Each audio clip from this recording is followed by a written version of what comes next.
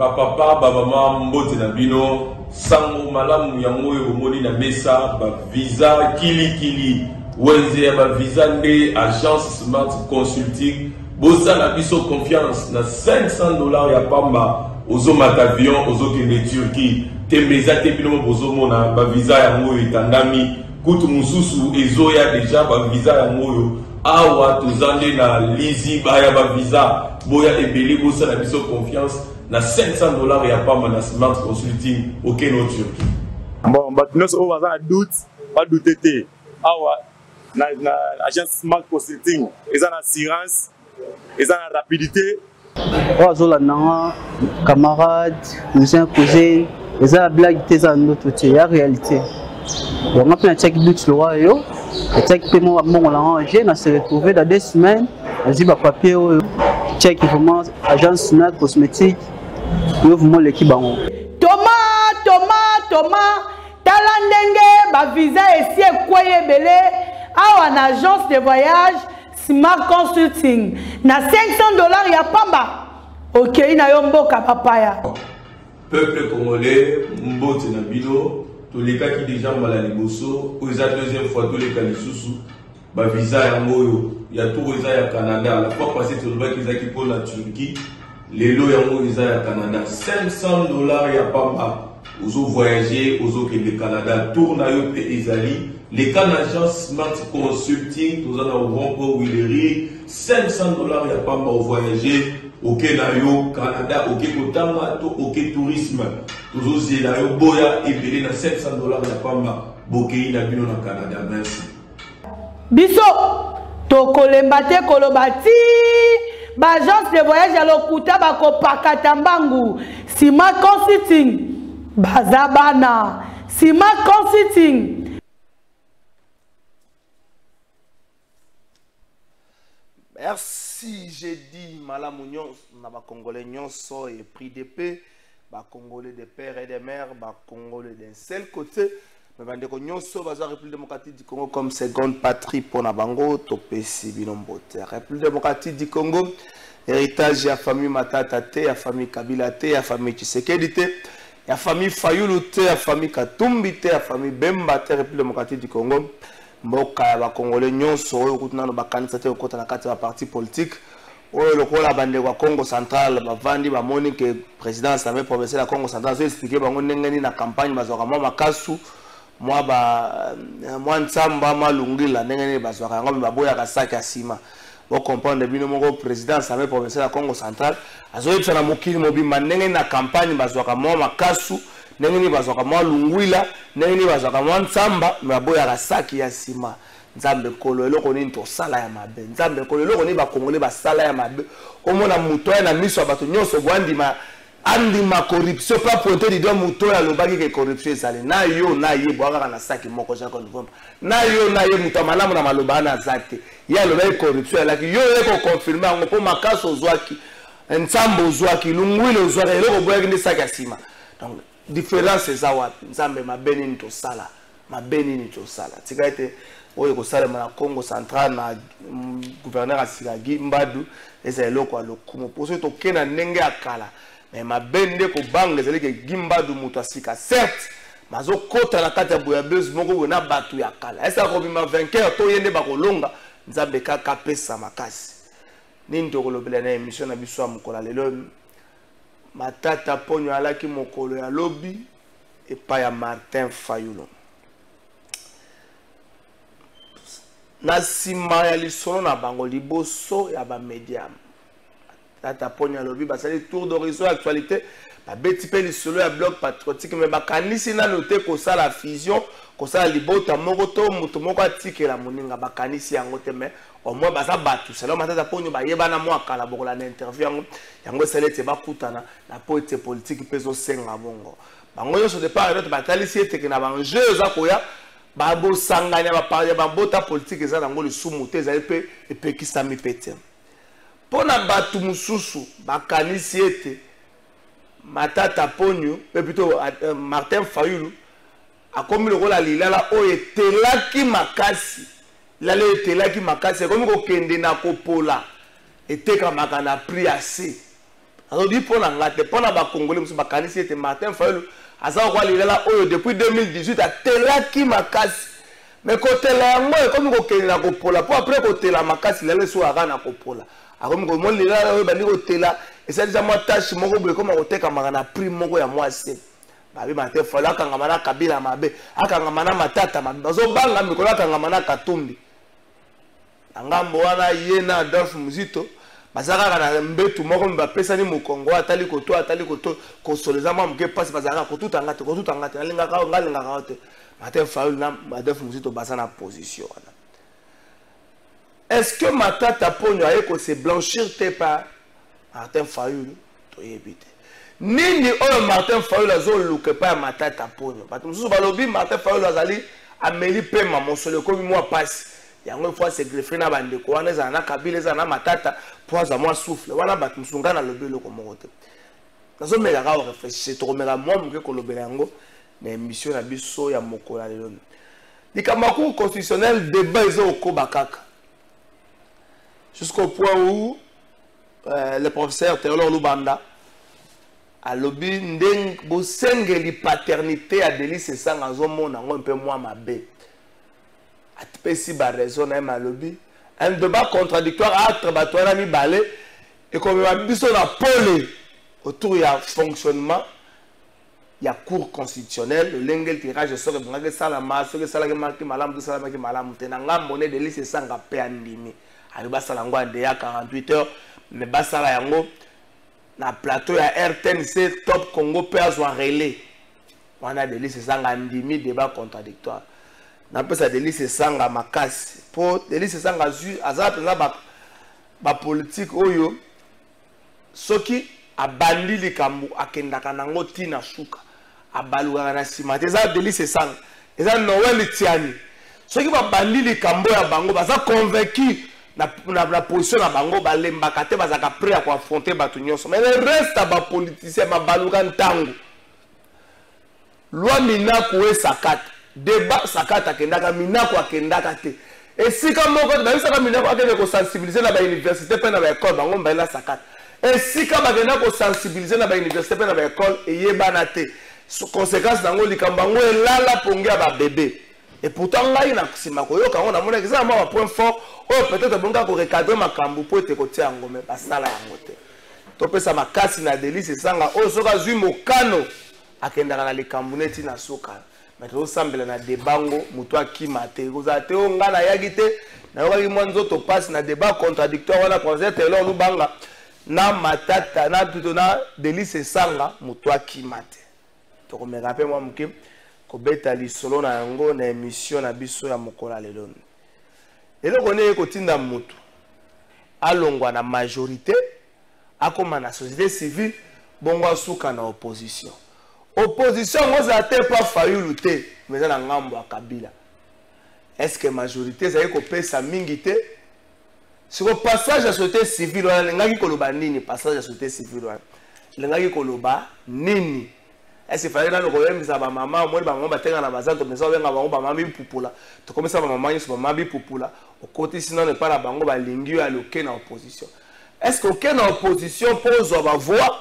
pose la députée en 2023 mais bato basoka ba voix na 2000 na po bazana opposition comme ko bangela bango nazo kanisa kulutu na biso mbonzi wa mbonzi kulutu Gilbert yoka makambo pardon mbonzi wa mbonzi na tango Kabila zaki na pouvoir soki mbonzi wa mbonzi azoloba kozoka sako soki akomi ata député makambo ebongwani mais depuis comme député provincial eli a limité azaka eli a limité depuis comme député provincial na éviter mbonzi wa mbonzi atosa précis va voir que tola la ponga ba bébé na éviter abosala makambo koloba na éviter makambo za ko reprocher pa Kabila nyonso ebonga mbonzi wa mbonzi alala kolala mbonzi wa mbonzi apene mona MLC kenda wapi Total non Matata Ponyo na Martin Fayulu. Tour d'horizon. Martin Fayulu après pour la cravate. De prise de contact. Et comme vous le savez, nous avons été cooptés et désignés comme président national d'un parti politique, le LGD, Leadership et Gouvernance pour le développement. et un parti qui s'est inscrit dans le bloc de l'opposition.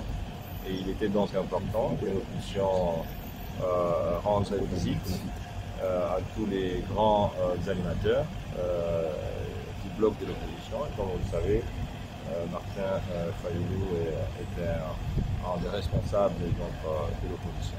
Voilà, vers les blocs patriotiques. Bon, écoutez, c'est un bloc qui, pour le moment, rassemble disons, tous les partis de l'opposition, mais aussi des mouvements citoyens et laïcs. Et donc, je crois que nous avons aussi abordé cette question, d'autant plus que nous avons fait le tour d'horizon de toutes les grandes questions qui sont aujourd'hui gérées par l'opposition. Vous avez abordé aussi la question de la candidature unique de l'opposition aux élections 2023. Non, ça, ce sont des questions qui pourront suivre, parce qu'aujourd'hui, c'était la question de faire un tour d'horizon général. Mais je le souligne, Martin, c'est quelqu'un que je connais depuis bien longtemps, on a d'excellents rapports, et donc c'est une sorte de retrouvailles. Merci. Merci. Gouvernance pour le développement et un parti qui s'est inscrit dans le bloc de l'opposition. Et il était donc important que nous puissions rendre visite à tous les grands animateurs du bloc de l'opposition. Et comme vous le savez, Martin Fayoulou était un des responsables de l'opposition. Voilà, vers les blocs patriotiques. Bon, écoutez, c'est un bloc qui, pour le moment, rassemble, disons, tous les partis. Merci Maurice Gigandou, Clovis Odinga, merci. Cordon Gilbert Bila dit merci. Tour d'horizon. Matata Pogno, Martin Fayoulou, tour d'horizon. Maître Arlette Odia, coordonnatrice, présidente Yasséduc. Bonjour d'abord. Bonjour, pas de trésor. Coordonnatrice ou présidente? Présidente du mouvement politique CEDIC, collectif pour le développement et l'unité du Congo.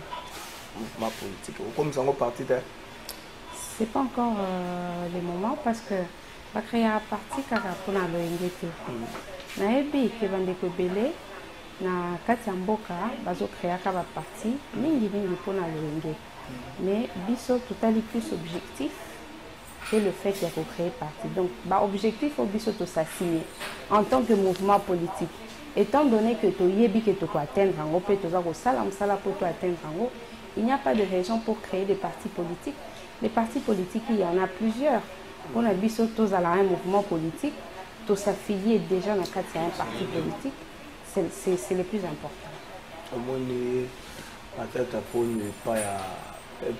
n'est pas Martin Fayoulou. Bato so bazobanga ke to sala la moka 2 na 2023 oyo kozala batata ponyo Martin Fayoulou, Moïse Katumbi et puis Joseph Kabila to ebineni bato ba fonctionner sima baswani bakabwani ndenge ba baswana baswani bakabwani bapanze na bango mobo pe passer à trouver tout le beau discours bazosa. La crainte de la population est légitime parce que l'expérience congolaise est ici biso que bato basangana ka pona d'intérêt moko immédiat.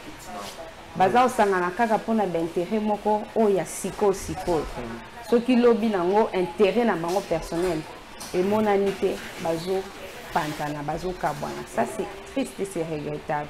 Nous ne souhaitons pas cela na ba leader politique oyo ba kani ko sangana.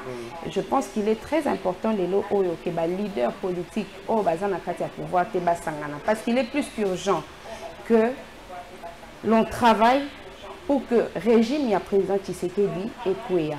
Ce qui te continue là, c'est urgent.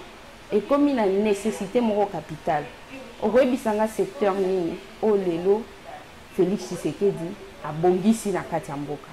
L'état de César. Balobela qui d'abord, Balobela qui Makambuya, état de droit avec la justice. Lelo tout le monde polélé que même le procès 100 jours, ils ont procès vous êtes avocat et à Djamal, vous devez vous réjouir que Djamal a joué liberté provisoire. Mais bien sûr que je me réjouis de sa liberté provisoire. Je m'étais réjoui de la liberté provisoire il y a Kamere et tous les autres. Ngai na lobaka toujours que procès wana ekokai coexister. Les Congolais avaient besoin ya bandaku et tongama. Ba policiers na ba militaires bazwa habitation décent. mais tant que misali était les maquis moké, l'État est bon qui a accompagné société Samibo pour que ba koka nako évoluer na rythme mususu et que banda kwana est bon et si là mais pourquoi ba kanga ka bango quand un gouvernement qui sait que il a intérêt que banda ko si là ba policier ba zo banda ko ba militaire ba zo banda bo trouver logique ya ko kanga un opérateur économique tout simplement parce qu'il voulait la tête de Vital Kamerhe. Toute la République a été sacrifiée mais lelo oyo l'injustice ne dure pas éternellement. Le moment maintenant de Yarobimisa Bande kwa na prison koki siko misolo ezaki na kati ya banque et salani et que ko futa ba pénalité et que ko futa ba soins de santé ba dédommagement ce que l'État gagné dans tout cela. Quand on a que procès 100 jours. Un procès plutôt pédagogique non mais pédagogique qu'est-ce que nous avons noté? Tout ce que nous avons noté aujourd'hui, c'est que les peu de crédibilité aux justices n'a biso ezalaki nango lelo o esili nyonso surtout que dans le secteur ya économie baza oloba que ba recette et bakisami mais c'est recette et bakisamaka sur la base des réformes pas autre chose et le dernier réforme en la matière est la réforme au Joseph Kabila Salaki avec l'avènement à code minier avec transformation, il y a une entreprise de l'État ou comme une société commerciale. Il y a un délai, ils ont retombé la recette. Mais si vous bango en tant que régime, il y a président Tshisekedi. Bango en tant qu'union sacrée. Basali réforme nini pour bamiku misana ba recette oyo baninga msusu basala ki ngo ba réforme. C'est toqué dans le secteur de l'éducation. Balobela qui gratuité enseignement. Aujourd'hui, on n'en parle plus. Tout le monde le sait. Tout le monde sait que Bana Bazako Tanga, gratuité Koufa, le gouverneur de province, Union Sobabimi, ça déjà arrêté. On va fixer les frais scolaires. Non. La classe Union d'ailleurs, gratuité enseignement et même mendicité, ma classe Nakati Yaba. Il y avait école. Enseignant, comme il kosenga senga baboti bambongo. Et comme moi, oui. Et comme moi, non, les foot, il y a un enseignant comme Mata, on ne peut pas commander un seul aspect de la question. Le problème, il y a Félix, c'est que des gens qui kaka kobongisa les foot, il y a un enseignant. Et ça qui d'abord kobongisa qualité enseignement. Et ça qui d'abord pour garantir na bana oba kende la classe, na ba enseignant oba rotangisa les meilleures conditions de vie. Ça, ce n'est pas le cas. Aux hommes, tant on toque dans le secteur, il y a état de siège. État de siège, c'était la solution ultime. Le dernier rempart. Et que l'Inga qui forcément concile sa battuerie à l'est du pays. Nakatika Tianzela est comme une mutualisation des forces avec UPDF et les autres forces. Lelo Oro Baza Okokasu, c'est l'eau comme appel la table ronde. Un an après, bah comment ça l'appel la table ronde. Bah député Moussous bah comme il corralé. Bah lobby bah au sala sous bah au voter du soutien pour l'état de siège. Bah communauté locale va se sentir intéressée pour la démarche aussi des habitants dans l'est du pays. Et comme ils sont bah kenda ko sola na bah rebelle, oh baza ko bomela biso bande ko na kati ya est du pays. Si ko koloba que secteur ni yango nde réussir. Bien au contraire, population a au monde que ba richesse et comme il faut profiter à une catégorie de personnes au détriment de la grande majorité des Congolais. Comment dans ces conditions vous ne pouvez pas reconnaître que c'est maintenant une urgence Yako Bengana, président Félix Tshisekedi au sommet de l'État. Et quand les leaders politiques du pays s'arrangent à se mettre ensemble, c'est tout simplement à saluer. A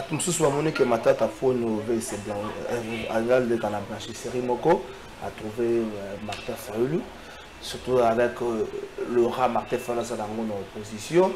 Mais aussi, Martin Fayulu, il y a comme le rôle à Lilala, avant Lilala était là qui m'a cassé en 2018. Moi, sur Lilala était là, m'a cassé sur un manque pour la. Abani manque pour la faire un comité qu'on a pris mango qui s'offre au mieux offrant. Moi, je pense que là, c'est encore un procès d'intention. Ah ouais, la démarche Yamatata Pogno, je la trouve régulière. Il y a créé parti nae. Il veut qu'on noue la relation.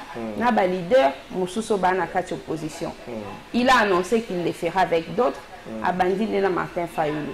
C'est après d'être oé ba soki ezala qui démarche nae ezala qui malamu. Tope ezala qui mabe.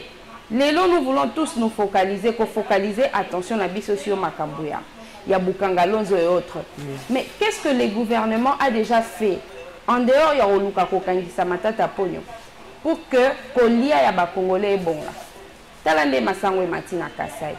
Pour Kasai Indepena, pour moi, il y a Bissika O, Masangwe Liamaka. Même si aujourd'hui ça s'est généralisé sur l'ensemble de l'étendue du territoire national. Quelle amélioration le gouvernement a apporté dans la vie sociale il y a ba Congolais. Tout ce qui intéresse ceux qui nous dirigent aujourd'hui, c'est que X personnes à Kangama, Y personnes à Kangama. Les autres qui disent comment il est en train d'osser le temps. Pourquoi il faut qu'au Kangaba soit alors qu'ils sont en train de mener un travail louable pour la vie de la démocratie dans Katiambo Canabiso. Ça, c'est très regrettable. Et nous, en tant que séduits, nous les déplorons. Bon, c'est que l'actuel régime ne supporte pas les contradictions. Mais oui, depuis Baye, c'est pratiquement la pensée unique qui s'est installée. Pourquoi on a union sacrée? Mais c'est tout simplement parce qu'ils avaient préféré qu'aucune violation à texte et à constitution pour justifier un positionnement politique. Ça, nous ne sommes pas d'accord et puis c'est désolidariser qui n'a pas. La constitution et reconnaître que Mokonzi Mboka a causé la majorité. N'est-ce pas? Aza Mokonzi Mboka, mais il s'est fait que Aza la majorité. Constitution n'a l'article 78 et c'est que a dissoudre l'Assemblée nationale pour qu'elle ait sa majorité à Sika. Mais au lieu de va préférer qu'on utilise l'État pour débaucher les députés dans la famille politique. Non seulement que ça viole la Constitution, mais surtout que c'est malhonnête. Biso toki kolingate kotangisa bana na biso o baza kokola bilenge o baza kati na diabete yelo oyo baza ko aspirer ko kambamboka lobi que faire la politique c'est devenir malhonnête. Nyonso ana le pesi conséquence c'est que toute initiative du gouvernement ils ont apporté un plus pour la sociale ya congolais. Oyo bi na kati ya gouvernement ça malukonde bato maile baza il y a expérience. L'initiative du gouvernement doit apporter un plus. Et ça pour apporter un plus. Et apporter plus. Parce que de plus en plus, il n'y a plus de fréquentation.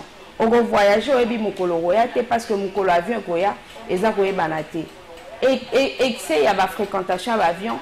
Au moins que Missou ces autres a cloué au sol parce que entretien et salé mal à monter. Billet d'avion qu'on doit voyager comme luxe les sous. Alors qu'on avait déjà dépassé cet état de choses.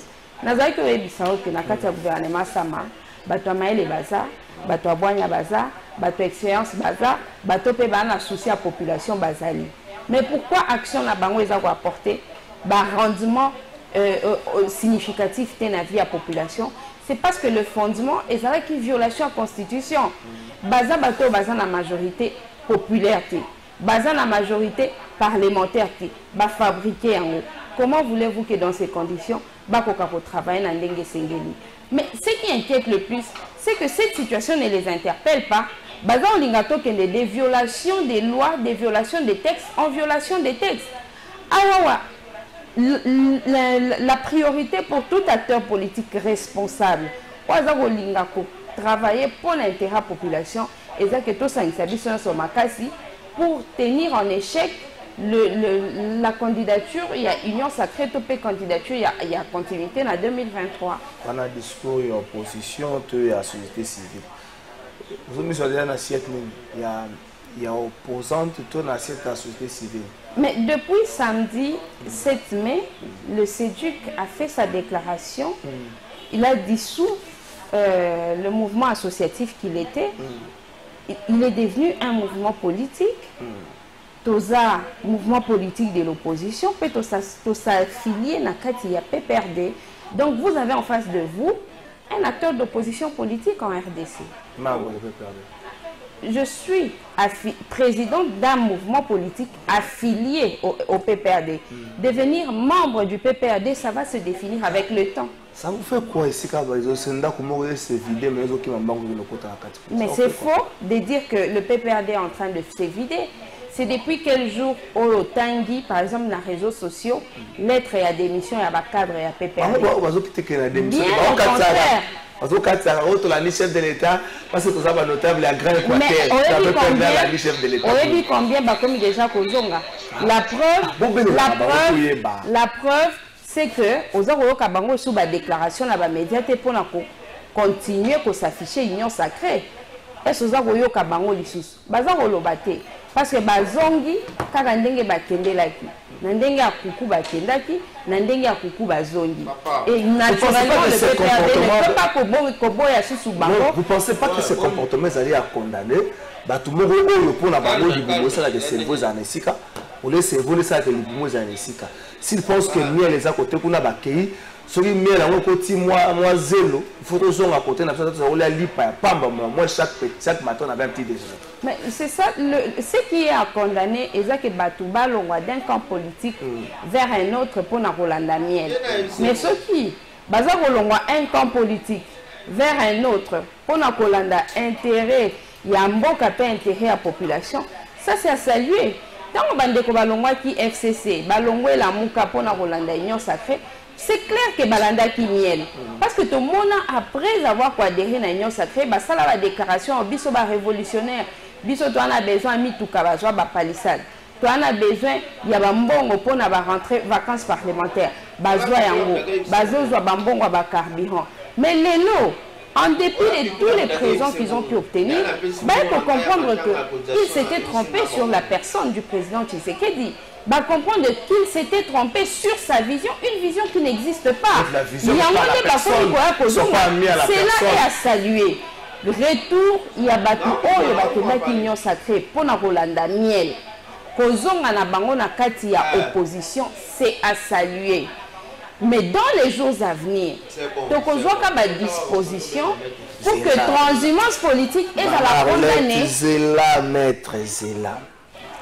Alongi na kati no bato la moka na mopasi bato oyo balongwaki na FCC akirutaki na union sacrée. La jeune génération à FCC, je cite Jimmy Mukendi, Aristote Karemi, Chilbert, Bonaba oya moi Mikolo Muke, Indi Omar et autres malobaki.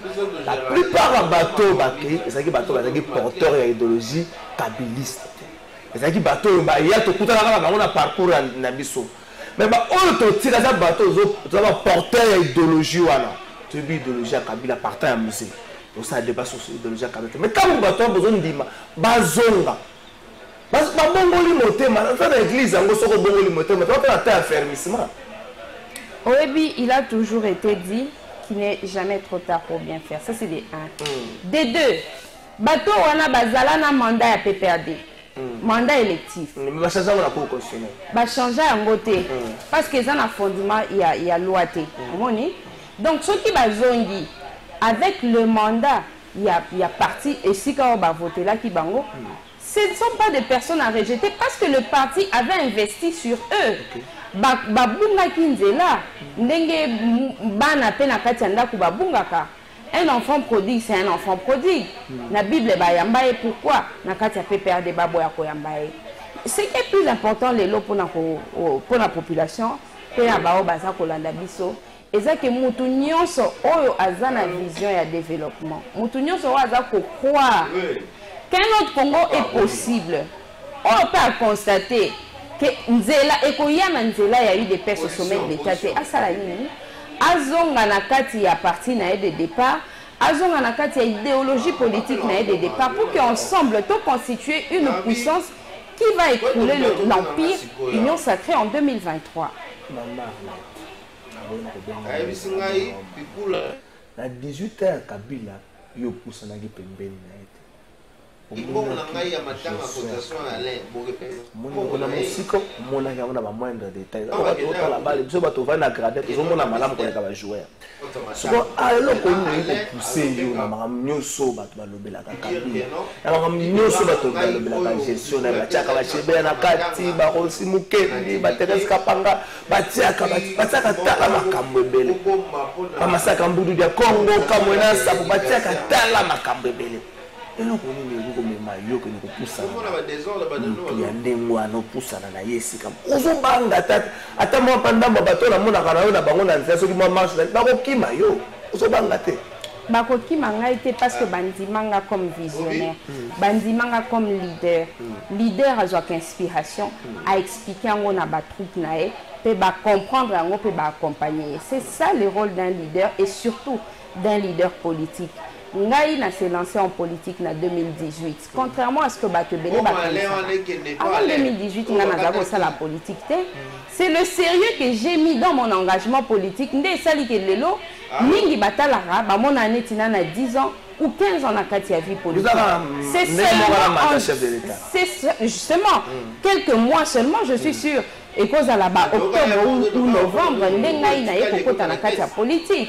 Et tant que bandi législature en cours en 2018, mbala moko tokangamaki na Joseph Kabila to sali na musala na kati ya coalition FCC Cash. Tant que FCC Cash kwei na pesa mu Congo na et pas Joseph Kabila na et pas Félix Tshisekedi na s'est lancé na kati ya mouvement associatif SEDUC. Donc vous avez ma non, les deux familles. N'a reproché qui oui, justement, n'a reproché qui toutes les deux familles. Il y a famille, il y a cash au loba, il y a tous les loba où reproché la famille. Oui. Si qu'on a écouté na kati ya société civile, nanzela structure na biso, SEDUC. N'a commis pour ça une analyse objective. Parce que hier, tozaki kozwaka ka d'information, à force d'être partisan. La famille politique qui a président Tshisekedi. À force d'être partisan, la lecture est objectivité. La brève expérience on a ça na kati ya société civile, notamment 2 ans, et permettre de comprendre makamususu avec beaucoup plus d'objectivité. Dans le lobby que Kabila a qui bloqué. À la fin de compte. Non, mais naïe pour comprendre que Azala qui bloqué. Oh. Pour que vous compreniez bien, on a bloqué une nomination. Est-ce qu'une nomination est un intérêt de la population? On aurait bien voulu que vous a bloqué qui projet moko ya kotonga école, a bloqué projet moko ya kotonga hôpital, a bloqué projet à kobongisa salaire ya la population. Mais tant que vous a bloqué nomination, c'est que yonde osali nomination en violation ya l'accord na bino bosalaki. Si ko ba yé tellement c'est spécialisé dans la malhonnêteté. Il faut que y a na média que Kabila a bloqué la nomination. Et nous aujourd'hui, en tant que mouvement politique, nous devons comprendre que ces nominations, elles étaient bloquées parce que Ezaki ko respecté l'engagement politique na bangote. Et ça n'engage pas la population parce que la population ne peut considérer que le blocage oyo eza kotendre na ba projet de développement. Il y a mususu ngana kikoloba pona nini na poni Kabila plutôt qu'un autre parce que le PPRD c'est le parti oyo lelo et la kisi keza na projet de développement clair. Tant que Joseph Kabila y na pouvoir na 2001 au moment qui a kuta kimboka ezaki divisé a kuta ki bakonzi bayaka na nzela ba élection te. Il s'est donné comme mission il y a ko réunifier pays pe ya ko mema pays na nzela ya démocratisation. Do moni mbala moko tozui constitution en 2006. Et tant azolongwa bokonzi na 2018, le pays était réunifié, ça veut dire que sur ces points il a gagné. Le pays commençait à reconnaître l'élection, même s'il y a encore des choses à reprocher aux élections. Sur ces coups, il a également réussi son objectif. Si quand on a projet pour le développement, il a commencé, il a continué à base. La base où on a des réformes au lélo et comme il faut accroître la richesse et la recette, il y a l'État.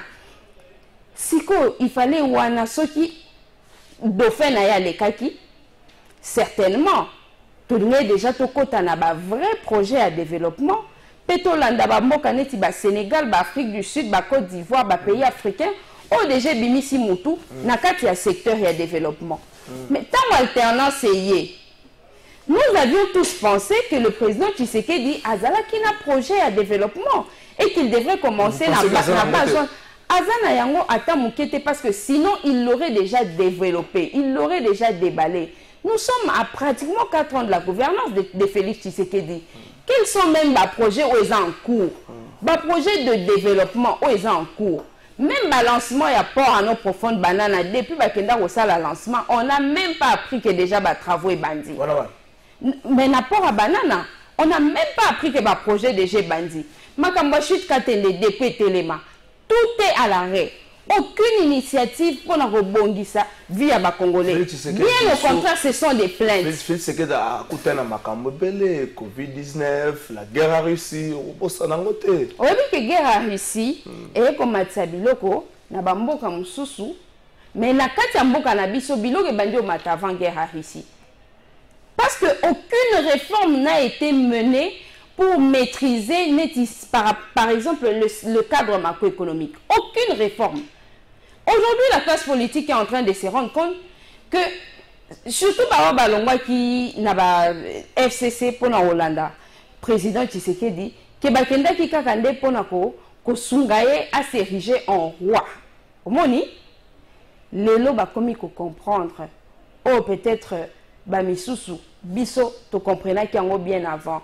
Parce que tant au kaka, bah lobby, union sacrée za Botama, avec une majorité non issue des élections, Biso déjà tout le bail que bateau va échouer. Parce que quand un gouvernement, a mis si le mode opératoire, violation à la Constitution, violation à la loi de la République, quelle que soit la magie à opérer, il ne va rien réussir. Et c'est ce que nous sommes en train de vivre. Vous pensez que le gouvernement union sacrée a échoué? Mais il faut retourner à la population. Pour que tu aies la constat dans la population et réussir à ta place. La preuve, combien Batou Bakomi ont démissionné dans la UDPS? Combien va démissionner? Mais l'ambition bien que réserve d'échange, et ça, la conséquence, il y a la réforme. D'abord, on a plus d'1 milliard de GIO. Et ça, d'abord, la conséquence, il y a la réforme. Et deuxièmement, et ça, le gel, il y a la mbongo à la banque. Quel est le logo qui a 50 000 $ dans la banque? L'obé à cause, on va y 10 000. C'est pour lutter contre les blanchiments des capitaux. Mais ce n'est pas le seul moyen. Rétention, il y a des devises à tout. Ce n'est pas le seul moyen par lequel Bazao luttera contre les blanchiments des capitaux. Il faut mettre une commission au que tant au moutouani qu'on soit plus que 10 000 $, à l'équiwana, auditionner, batali véracité à projet, qui va payer bon comme tel que à Sengito, tel que à côté on a il y a l'État. C'est tout. Il y a moins dans un monde que malgré réserve d'échange social, il y a population ils ont bon gâté. Parce que quelquefois c'est pas l'argent il y a l'État, ils ont particulier où ils ont retenu. Et autrefois les quelque peu d'argent où ils ont bazar orienté en gros na ba projet budgétaire, on est ba voyage, neti ba ko beti sa jibena wera, neti ba ko kende ko vandisa ba swahili na ba luba na kati ya katanga, babilo moko ezanga tina, babilo moko oyo la politicien va retirer là au profit, population va retirer là au profit à ta mort. Mais ce qui n'a pas loisir, on aurait compris ça. Mais quand tous les gouvernements sont en train de se mobiliser pour cette activité, la somme d'argent importante est au secteur, on a attendu que les travailleurs et les grève. La population a chômage. Aucune initiative pour été. Combien de personnes par rapport à la population générale il Congolais? Si c'est prouvé que le projet à concert à Bana Wengezali œuvre à gouvernement na osenga na ba Congolais ba boya yango. Si c'est prouvé. Parce que jusque-là, dans son rabat, tout le monde a la preuve que c'est un gouvernement congolais. Mais ce qui est prouvé, c'est que la campagne, la Congolais va boycotter concernant. Mais besoin de la preuve, tenez si bon, le preuve est que le gouvernement est la c'est un ministre qui a une photo de l'ancien Wenge. Ils dépendent de la relation avec mais le gouvernement, en quoi le gouvernement a investi dans le projet? Le gouvernement est investi. Tout le monde yambi, nous n'avons rien contre eux. Bien sûr que tout le temps on va concerne à bango to kendaka, to côté là bango bongo to postara bango na ba Facebook na biso na banini pour dire que nous sommes des cœurs avec eux parce qu'il y a de ce pays qui ne se sont développés que grâce à la culture. Et nous voulons bien que cette culture se développe, mais pas de manière à sacrifier le restant de la population congolaise, tout simplement parce qu'il faut satisfaire des amis. C'est ça notre regret. Bisotolingi, un vrai projet de développement et à la mise en place en faveur des populations. Puisque Zako Yate, Mais surtout, puisque même l'urgence aujourd'hui, c'est s'arranger pour leur départ en 2023. Bonjour, Ndeko Trésor. Gratuité, ça quand même na évolution. Maman, Madame Odia Zalaka Awate, c'est Dradol Mboyo. Ah, Ndeko Kombo. Bonjour, Trésor. Maître Odia Ayebi Sabiso, en 2023, a postulé. C'est Babim Zongo depuis Bumbu.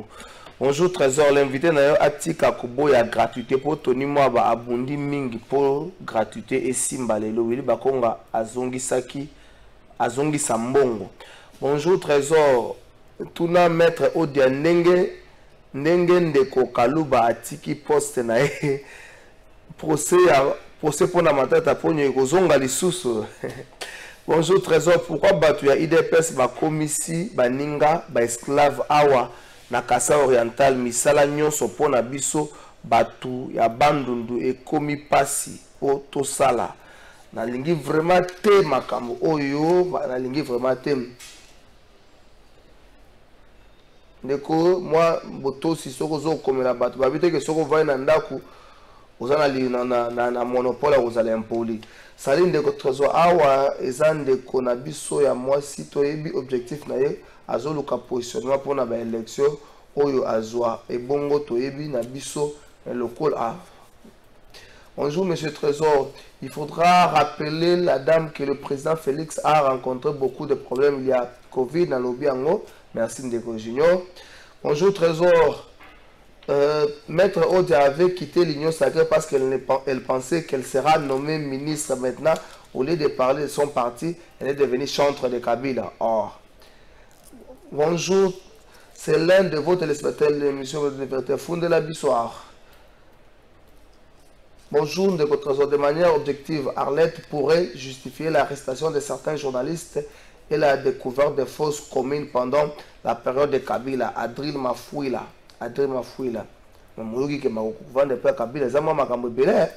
Bonjour, de votre trésor. Comment contacter votre invité Arlette Odia et son parti? Un parti d'un mouvement politique SEDUC. Bonjour, papa Trésor. Dites à la dame Odia que ce qu'elle fait est une honte. Elle est vraiment un peu de retenir ma camarade. Mon cher, bonjour, Nazo Landayo, mais il y a des quoi Nazo comprendre la vérité ndeko. Comment Nazo comprendre bien. Bonjour de votre trésor suite ya ram tile loyo. Ah papa. Concert wana etali l'état te eza non gouvernemental eza la opposition. Maman Arlette. Moi je vais tout na en fait tu ni adresse à mouvement politique je crois qu'on va peut-être un numéro de contact. Mais je rappeler moi mingi makambo ya Kabila ba fausse commune ba arrestation et belé salama kana ya port à Kabila. C'est vrai. Le lobo ko lo ba nyonso bozo lo ba sur Félix Tshisekedi. Mais koya ondima poa ya bila moko ya makambo zala kate. Et ndenge okoti boye okomi proche ya peut perdre faut partager na bango bilan ba congolais ba ko bando rappel. Vous pensez que vous avez des nerfs solides ya ko partager na bango bilan et puis vous avez un argumentaire qui va convaincre peut-être ba congolais pour la haut état chez soi Kabila. Oui. Oui, mais en politique d'abord, il faut pas qu'on emprunte les schémas faciles. Etienne Tshisekedi d'Azaïki Lobango qu'il faut se méfier des sirènes de la facilité. Quand tu as l'objectif, ce qui est le plus important pour Namboka, c'est que le plan de développement soit activé. Maintenant, est-ce qu'aujourd'hui, l'UDPS en a? À partir du moment où on peut tous se convaincre que l'UDPS n'en a pas, on doit chercher un autre plan. Lelo peut-être yon langa tozanga ya oliate ya omelate et lamba tozolata et mo pe to voyager. Mais il y a population bande ko belé o baza incapable même ya ko zwa kaka ya kolia. Même avec Kabila bande ko na baza. Mais on bien que sous sa gouvernance a tient accent particulier sur la réunification au Congo et démocratisation nango. Il faut pas qu'on minimise Babilo kwa na mi balé. La malchance de Kabila, c'est que son opposition, l'opposition d'hier, est dans la plus dans la diabolisation, puis la victimisation. pour empêcher la population à la réalisation na yé. Atala ba objectif o ya assassinaki. Ndo yokaki amibengaki momemimaki. Si on doit juger la gouvernance du président Kabila, on doit se dire qu'est-ce qu'il s'était assigné comme objectif au moment où il prenait le pouvoir, qu'est-ce qu'il a pu faire au moment où il laissait le pouvoir. Parce que l'élo batebele bakanisaka que ce qui est un président de la République aïe, il faut que Abongisa Nyonso et à la fois. C'est ainsi que Félix Tshisekedi s'est perdu parce qu'il veut arranger le tout et à la fois. Il devrait dire à la population que voilà le secteur dans lequel je vais me spécialiser. C'est ce qu'avait fait Kabila lorsqu'il venait au pouvoir. Alobi n'a pas unifié Mboka, Alobi n'a pas même Mboka na démocratisation. Tant Wasilisi Misala Anami Balé, il a lancé maintenant le plan de développement, a bandi nango na ba réforme, et jusque quand il est parti, il peut se satisfaire du fait que j'ai pu organiser des réformes et l'élo na kati mboka eza ko accroître les ressources. C'est comme ça qu'un homme objectif réfléchit. Maintenant a dit makamba koloba que ba fausse commune ezalaki, ba nini ezalaki. Ça ce sont les choses que l'opposition rapportait à la population. Et à l'époque fausse commune de Maluku, opposition rapportée à la population. Mais je suis en train de te dire, nanyangwa monango. Parce que eza une fausse commune, attaque ma policier, ma kozala na moi, mais attend na butu, opposition kokaki okanga ba image, akokaki okanga ba photo, tel que c'est le cas aujourd'hui. Il n'y a pas eu de fausse commune sous Kabila. Mais au monaki yango, tout la question objective. Est-ce que Mandroid et Bandika avec l'avènement de Félix Tshisekedi au sommet de l'État, avant lui, la journaliste pro-opposition Bazala quitté, pourquoi ils ne l'ont jamais filmé? Pourquoi ils ne l'ont jamais rendu public? C'est pour nous relever que moi je comprends la population. Mais je voudrais ici à éclairer la lanterne de notre population à Kolobake. C'était la stratégie de l'opposition d'hier. Il y a quoi inventer Makambu. Il y a quoi ça Makambu. Mais l'opposition d'aujourd'hui, nous sommes dans l'analyse, nous sommes dans les débats. Et le débat républicain. Tant on décroise au Lobake, na longwa qui union sacrée pour la joie qui ministère. Mais n'a la kakinga ministère. Pe balakela kinga ngo wapi. Est-ce que ngaïne nazabou nazangi penza maye les stratégie à que ceux qui nazaki kaka na posa ministère. Na ngena eba porte ya kokende kobeta te. Ebele baza olanda ngai baza osepela na musalo nazo sala. Bino kanti bao baza na kati ya gouvernement baza osepela nango te ya kolobake. Madame Azaka Maele, Madame Aza logique. Mais si ça ne dépendait que de moi, je serais partie. Je suis patronne d'un cabinet d'avocats. Donc j'ai garanti le minimum. Il y avait des autres qui ont ça, ce sont des discours ennemis de développement. La population, pour la population a rejeté. Est-ce que Félix Est-ce que Félix Tshisekedi paye aujourd'hui la lourde facture plutôt, il y a comportement, il y a conduite, il y a opposition à Kala? Absolument.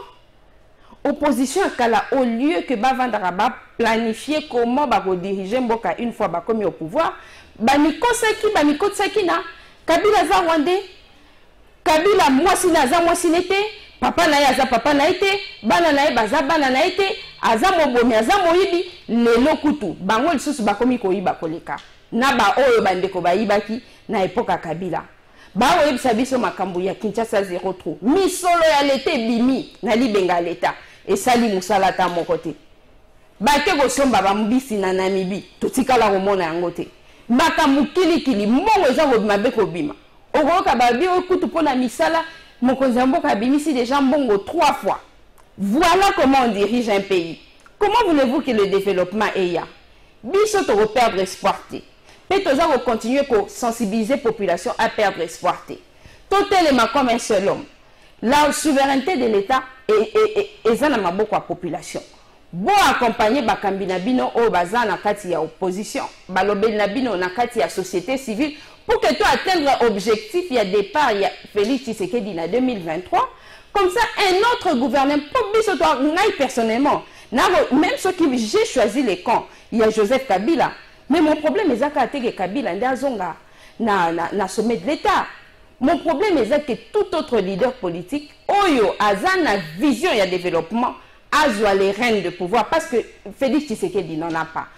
Sikoyo, Ponanga, ma conviction est que la vision de Joseph Kabila est la mieux développée et la plus appréciable en vue du développement du Congo. Ma Marlette, attends, toi, les lois et barane rolamba te mais mungu alelo elekite elo nini ya malamu oyo moni auto Félix Tshisekedi azui bokambia mboko na règne elo nini ya malamu oyo moni ata moko to mibale zani mais ezaka kandenge bandeko balobite makambo gratuité enseignement l'initiative était bonne la première année il y a gratuité wana nana bandeko bana baninga oyo pena batanga ki ofele ba enseignant ba sepelaki parce que azwaka salaire mais yé mo bazana bana na classe mais ego sala que cette année là atangisi pe ba oya bana ofele mais tellement que ba politisa qui mesure wana musala na bango ezaki te que un jour après mandat na bango baloba ke tala pe biso auto apporta ki na kati ya Congo mais souci na bango ezaki loba biso to Kabila viola ki constitution pour gratuité enseignement ezalaki te biso to ena donc ba politiser ango et comme eloko triomphalisme ba planifier ango malonga te lelo oyo on n'en parle plus. Moi je suis convaincu que président Tshisekedi azana une volonté. Il n'y a que abondisa biloko. Mais une volonté sans capacité, mais ce n'est pas immoralité. Le regret, c'est qu'il n'y a pas de capacité, en plus de la volonté. Il y a un monique, Monique, comme il moussala moro makasi. Tikatolia mbongo bisoto kikolia. C'est ce que nous sommes en train de vivre aujourd'hui. Bonjour de Trésor, maître Odja, il faut tout le que honorable Mike Mukeba il pour azolo ba vérité. Mais il honorable Mike Mukeba na mito baza presque ngambo moko. Bonjour de Trésor, ndeko Odja a pris sa position naie déjà pour eko matin na 2023 lo ba eza mutema mabe er yango yo azana banani. Alobi bien aza mouvement politique proche ya PPRD nangambo ya PPRD ndeko zui réponse.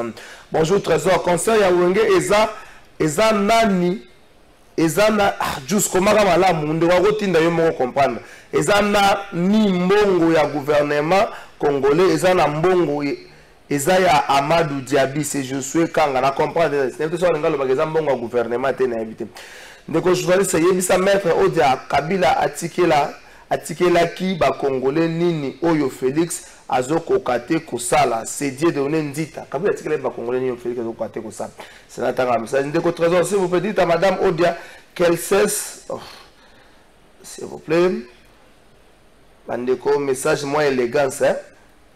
Bonjour ndeko Trésor en tout cas appelez au moins merci yo morozo koma.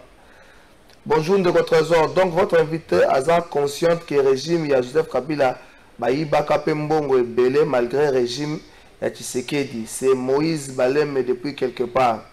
Yozo bango le baté si gozo koma mais ozo lingotinda batmara Belé. Ndeko Trésor, bonjour, félicitations à madame Odia. Franchement l'opposition d'aujourd'hui est très différente qu'à celle d'hier. Le niveau est très élevé et on sent de la réflexion chez la MOUKA, FCC et société civile par rapport à ce que l'IDPS nous a habitués et raison pour laquelle ils nous demandent toujours d'aller mobiliser la rue pour opposition à l'élo Eza Boigna.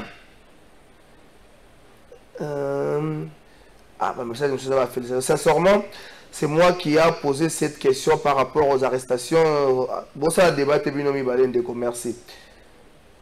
Tokomina Souka.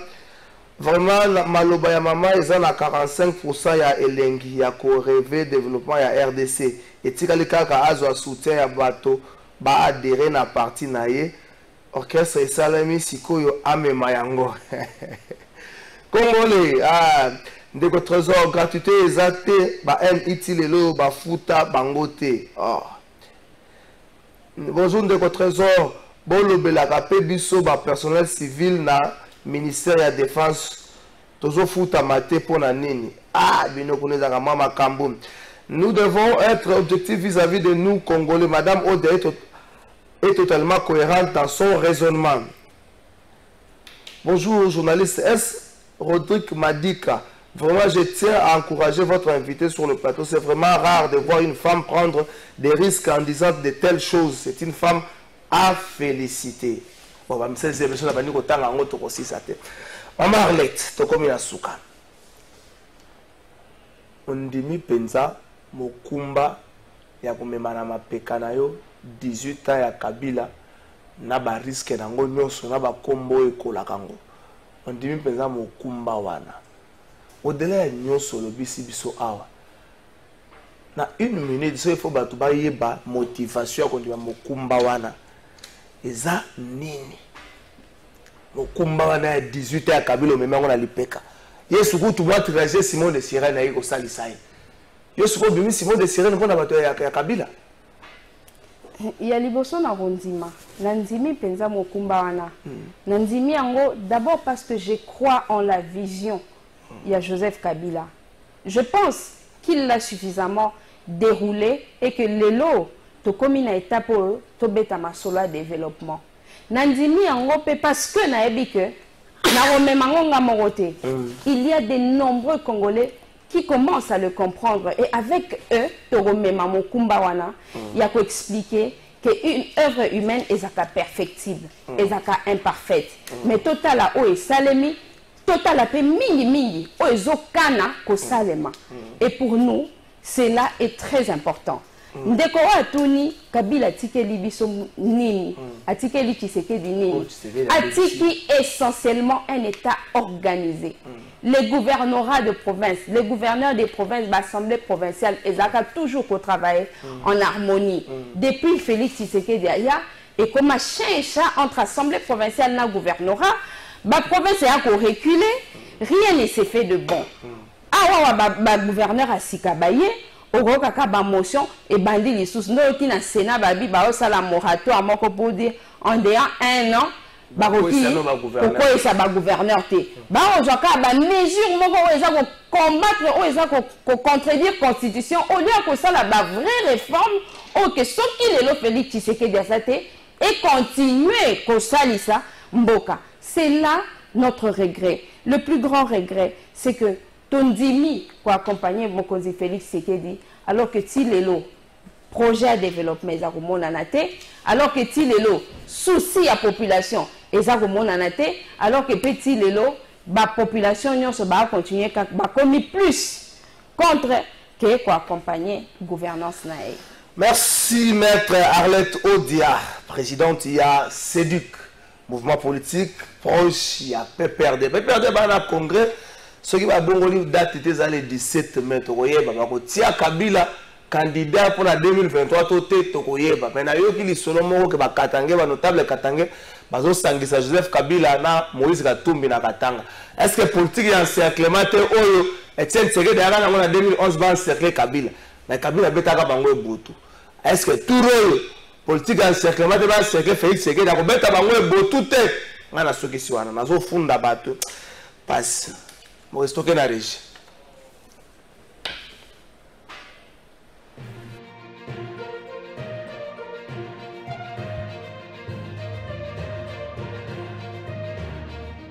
La fondation,